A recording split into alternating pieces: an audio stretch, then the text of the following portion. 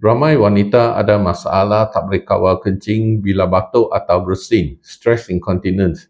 Tetapi tak banyak yang sedar ada cara operasi yang berkesan, iaitu operasi TOT, Transobturator Tape.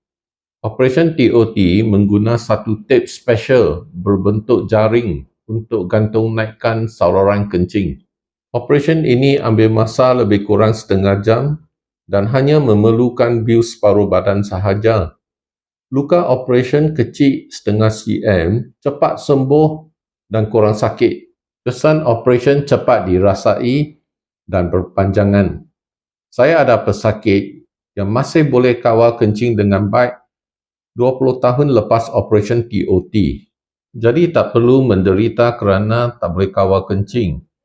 Datang jumpa doktor untuk operasi yang berkesan dan moden ini.